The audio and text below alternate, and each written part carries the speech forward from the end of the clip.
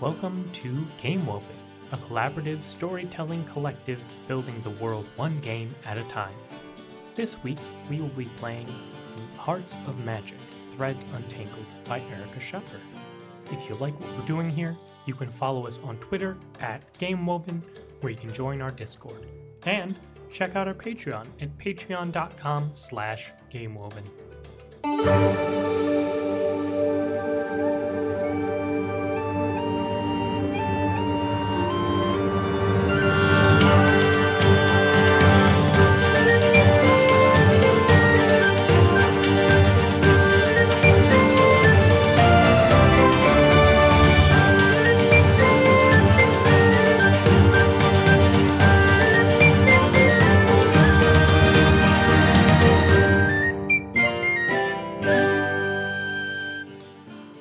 Previously, on the Game Woven podcast, time was stolen amid the fire and blood of chase and battle.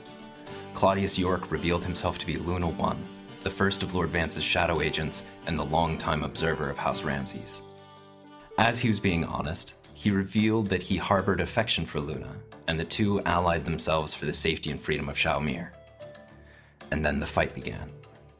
In the rain and thunder, Urstella was beset on all sides and physically wounded. Maev was beset by Nockwith's dying request that she take a side. Circum beset all present, only to be calmed by Maev, at which point he summoned his bodyguard of 2 brazen soldiers and throngs of thralls, who beset his victims in his place.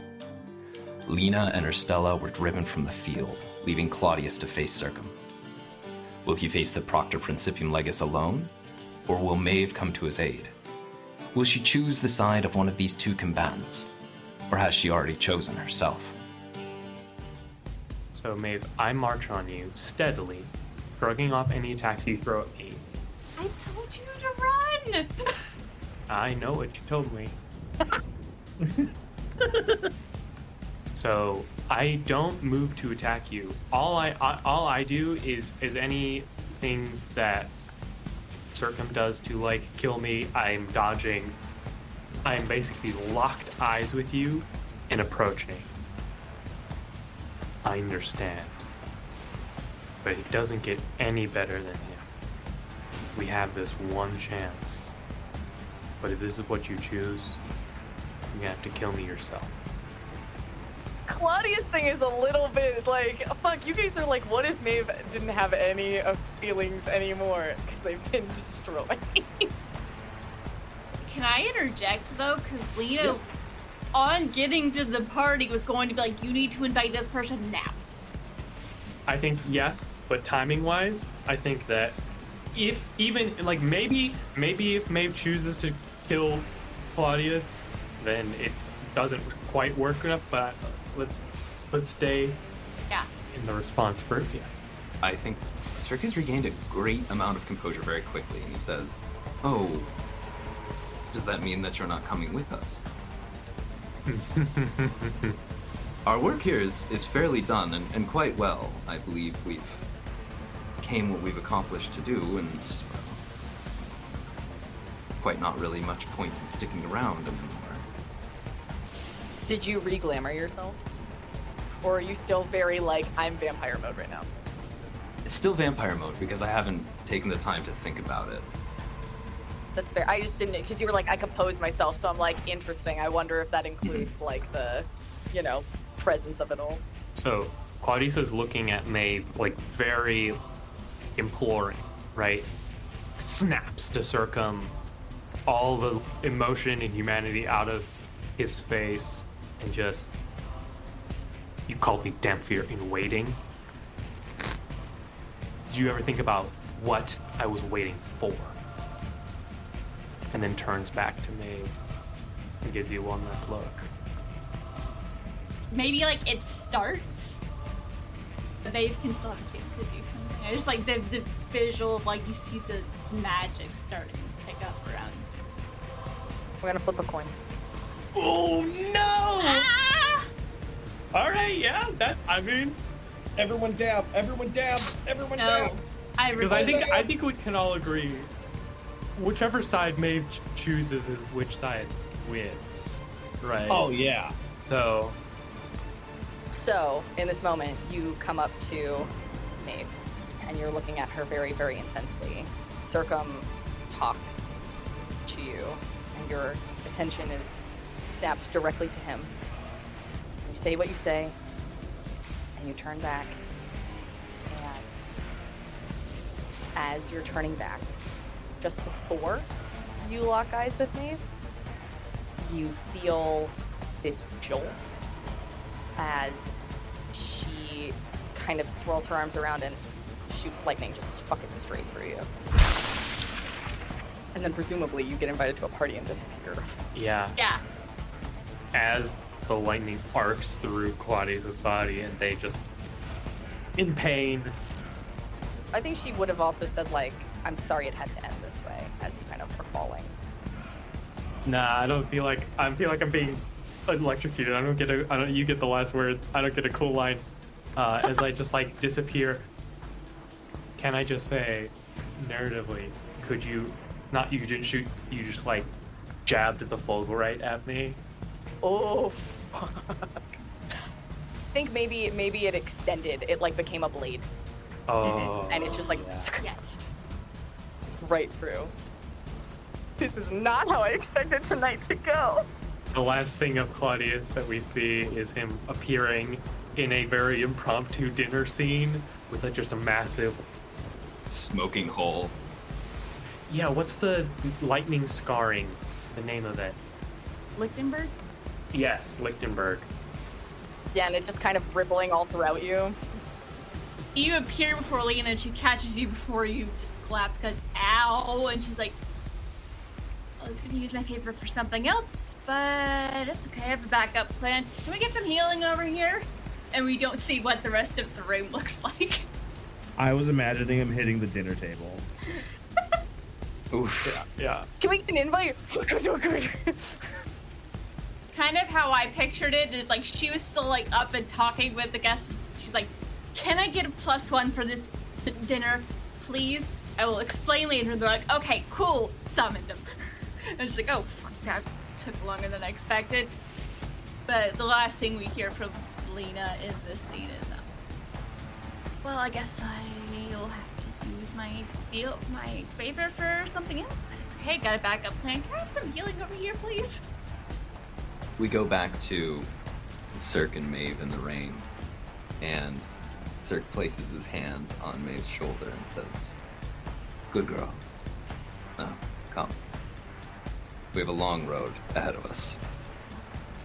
I think she will walk with you. I think she will also turn to you and say, if you ever say that to me again, I will plunge this through your chest. And she's kind of like has the little sword right there, and I think sheathes it like you would a dagger, and it kind of like shrinks again.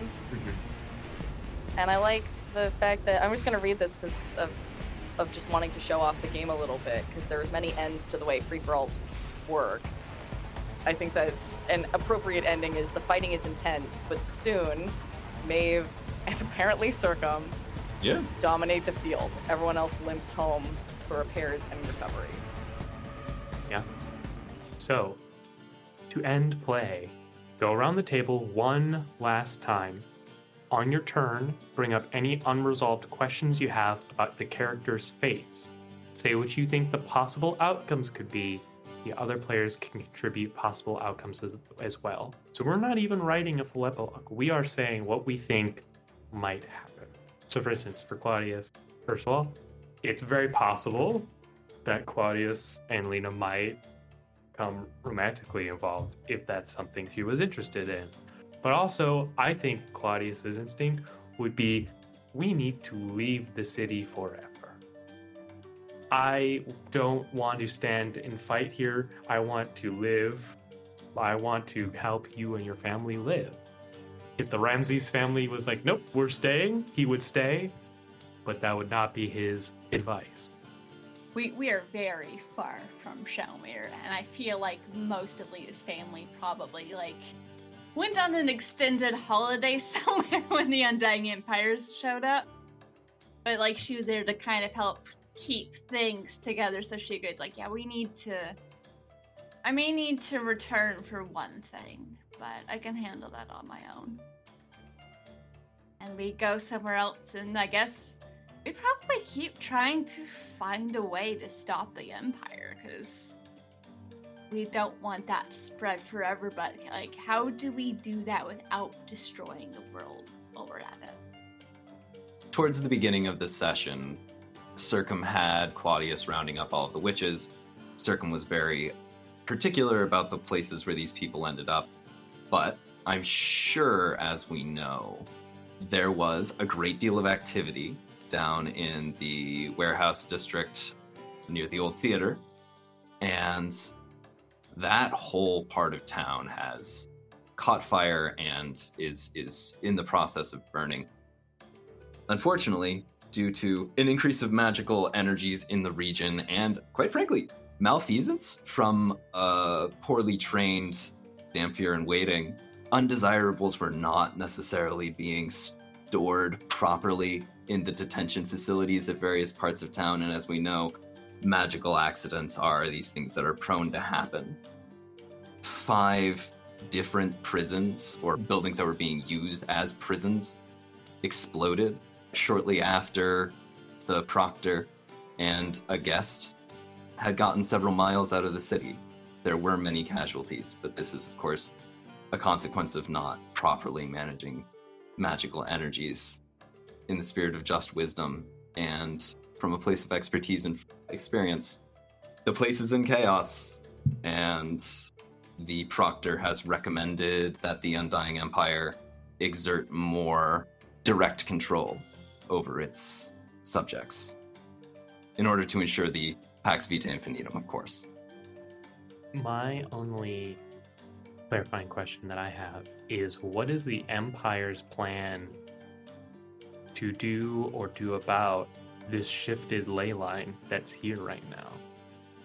Is it not something they exploit? Is it just a reason to take over Shaumere and do all these things to these witches? I think it's kind of bold to assume that, like, in the wake of all this chaos, especially after all of the very meticulous planning of, like, I'm going to make sure these people go here and these people go here, that they didn't go, now's the time. That there wasn't, like, some kind of a thing of, like, hey, there will be a moment, take it. And they go, oh shit, fires are breaking out, alarms are going off, they're locking us down, now's the time.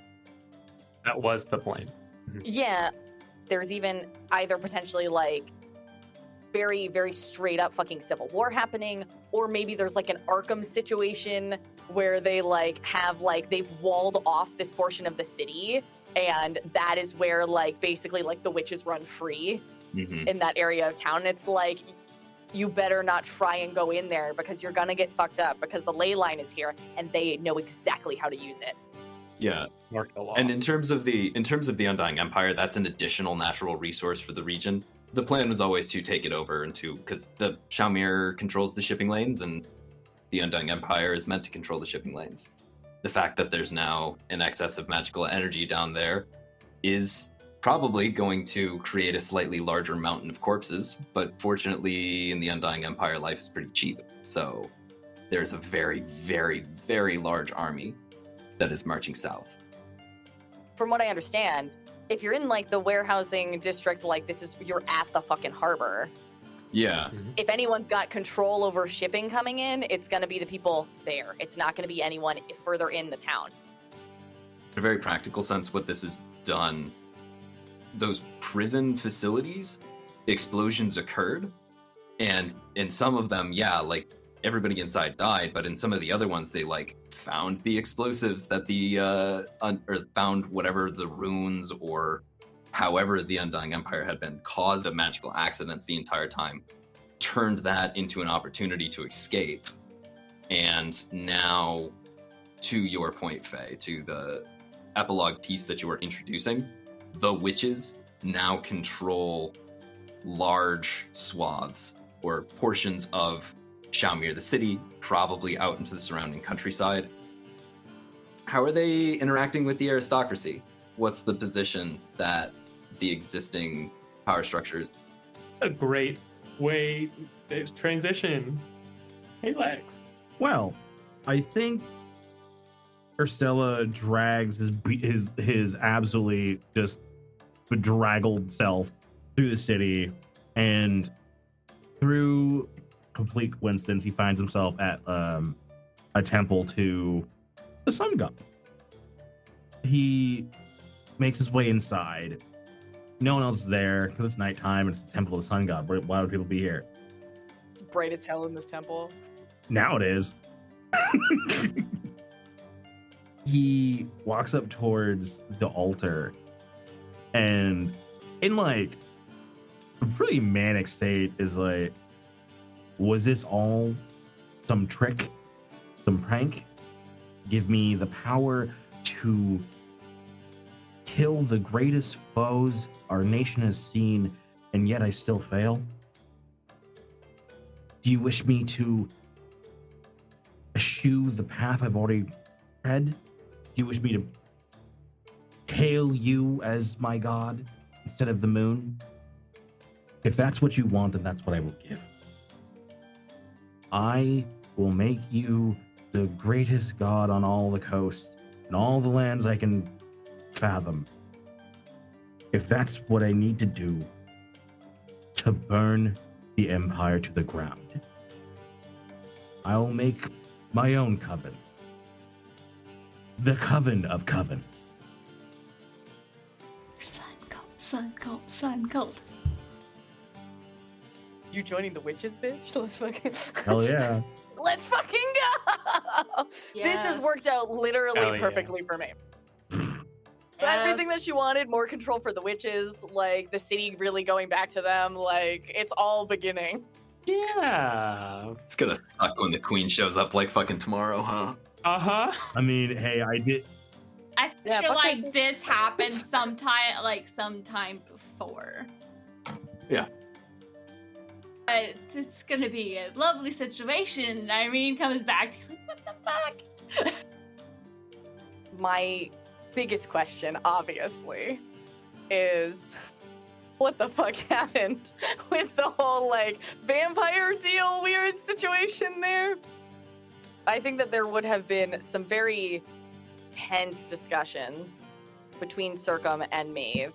I don't think that she would have willingly put herself into a situation where she was ever outnumbered, or outnumbered in a way that she like couldn't handle it. Like she's not gonna go into a room full of fucking brazen, and she knows that he's got that whistle up his sleeve now too. So she's like, so I know your secret. I know your ace in the hole. Do you stick with him all the way back to Ernette? I don't know if she would leave Shaumere. So I'm really curious, basically, of what she can like actually learn and discern that is truth from Circum. Because she knows, obviously, that every single thing Got that bad comes news out for of this, every single thing that comes out of this man's mouth is like propaganda eternal. Oh. I think the realist truth that you would learn is that unless you become a vampire, you will only ever be like a second-rate advisor. Well, and it was never really about being an advisor necessarily, and she doesn't really care about being a vampire either. She cares about understanding the Empire, and I think whether intentionally or not, Circum gives a lot of that away to her. Even in like not necessarily what he says, but in what he doesn't say. Mm-hmm. What's the truth of the Empire? The truth of the Empire is it's all lies. Right. Their entire shtick is built on bullshit. Right. Yeah, becoming a vampire could help. That just puts you in the masquerade, right? Like, Right. Everybody is posturing, everybody is jockeying for position. This whole excursion is theoretically putting him in a position to be second or third in line to be the Duke of the Gracious Fang Duchy. That's just a couple of assassinations. And he doesn't say that, but like you finally get a look at the org chart and to see how that could be done. So that's what I mean is like that piece of information of like, okay, here are the players. Mhm. I can't play the game if I don't know who's playing. Right. Yeah. And so I think that that's her entire goal with Circum, as well as obviously doing this dance of like, I know that this works with other people. It's not going to work with me. And I can tell you're entertained by that. because it's worked twice. Mhm. And so I think that whatever happens with that circumstance, that is kind of like I would say the climax of their relationship. And then she makes her way back to Shaumere because she's like, all right, I got what I needed out of this. I've planted the seed in this person of like, yeah, of course, you know, the Undying Empire is what it is and blah, blah, blah, blah, blah. But for a moment, it wasn't. And that's interesting. And sometimes, you know, who can say what effect that will have, if it has one at all? But I think that that's an interesting thing to just be like, yeah, that is always there and ever present in the mind of this person. Mm-hmm. Do you know what the most profound thing about Maev coming in and doing this power play is? And I think like the climactic moment that makes it what it is actually when, I mean, if this is okay with you, I know we've joked about it. They go to bed and Maev tops, and it is 100%. right. And it is the first time in hundreds of years of life that Circum has been in a position that is not one that he is in direct control of, where, yeah, sure, that element of power play exists and that's real, and that's Also, I mean, like, in order to do that, there has to be some level of trust there. right. And so it's like, that's like a very human moment. It is, no, that moment, that element of trust, that bit right there, the fact that in that moment, for this capacity, he actually can trust you, and you do not betray that trust immediately. You asked when the last time he felt alive was, and he just simply hadn't until they had that night together.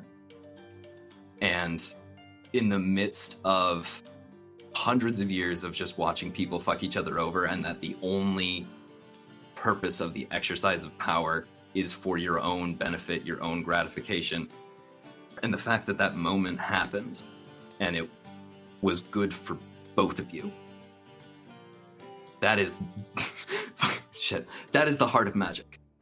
That moment of unexpectedness, that moment of connection, that real, true, actual thing, the first time in hundreds of years that he's experienced that, and then the next day you've gone. That's what's going to stick with him forever. He can't back away from leading this army back into Shaumere. He has to go back and he has to live out the normal rest of eternity, knowing that the last time that he was alive was last night, was last week, was a month ago. That he has a date to put it on. Yeah, was the biggest thing that has ever happened to him. Lena and Claudius, I feel like we both end up settling somewhere else to try and like keep working on a way. I still have like my connections. Perhaps we run into one of the Basberg runners that are running went out, or some of the other runners from Zalo. And she keeps looking for a way and keeping an eye out for opportunities, moving pieces around. I feel like she also helps you craft a new identity. So, A, not gonna get murked immediately if you get too close to any of the Undying Empire people, and B, so this can be yours. She wants to like give you a chance to like have your own life. It's one of those, I don't expect you to be with me every step of the way. It is your choice. Whatever happens, though, I have your back. But there is one day when she goes back to Shaumere. I've had this image in my head since it came up with her name. And it's a while later, we see Irene appear in her room. She sits down to look at that book. See Lena sitting in the corner. So I say you found my book. You've got some work to do. Do I get an epilogue? I died. Did you want to bring up any unresolved questions about you have your character's fates? Yeah, you go ahead. I think that Maev always carries around that fulgurite. which is now this baller ass fucking Fulgurite sword thing. Does anyone accept the cost? I don't know, fucking or Stella would, but Lex does. Lex wants drama. Give it, hand it over. It's actually more dramatic if no one does. So actually, I was gonna say the downside for void magic is Claudius already has a feeling of emptiness inside of him. Oh no, that's not what I'm talking about. Does anyone accept the cost? Technically, Stella was the last person to do some kind of magic. That's not what I'm talking about. Then explain, we don't know what you mean. I know. I'm being intentionally vague on purpose because I'm a shithead. For the drama, for the intrigue. Give me the vague. Give me the vague. Give me the vague. Do it. Hit me. Do Anyone it. else? Anyone else? Anyone else would like to opt in? Anyone else? Maeve, do you accept the cost? Oh, I'm so tempted, but I don't know what it means. Commit. Commit. Commit. Commit. Here, I will if you will, Faye. Do it. Do it. Do it. No, shut up, Rob. Faye, do it. Do it. Do it. I am the devil on your shoulder. I'm also the devil on your other shoulder who killed the other angel. Do it. Do it. Do it. Do it. Inside of you are two wolves. They're both also devils on your shoulder. They're both also Lex. Anyway, they're gay wolves and Anyway, they're let's kissing. roll with it. I can't post and they're kissing. You just gotta doop a doop a doop doop doop it.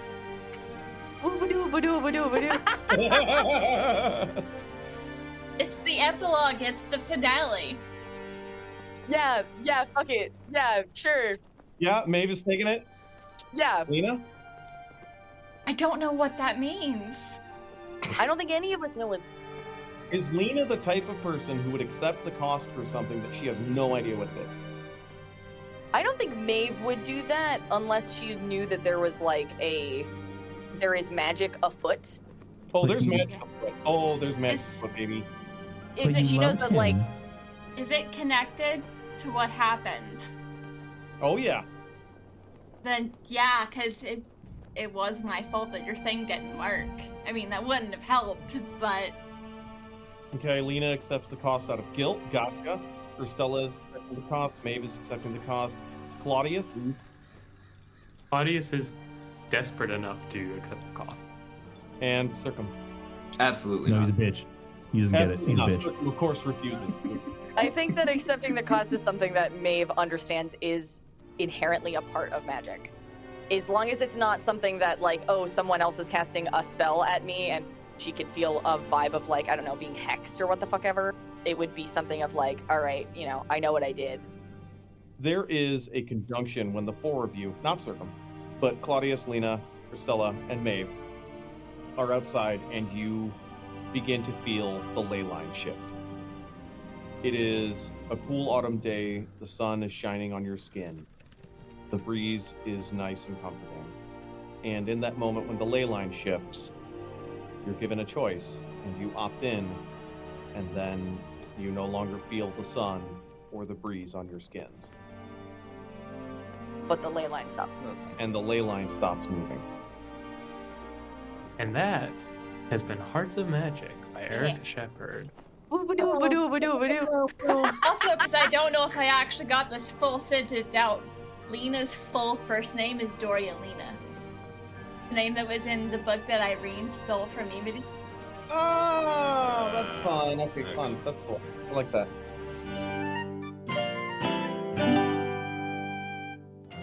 Thank you for listening to Game Woven. Please give us a follow on Twitter at GameWoven, join the Discord, support the Patreon, and consider leaving us a review on your favorite podcasting platform.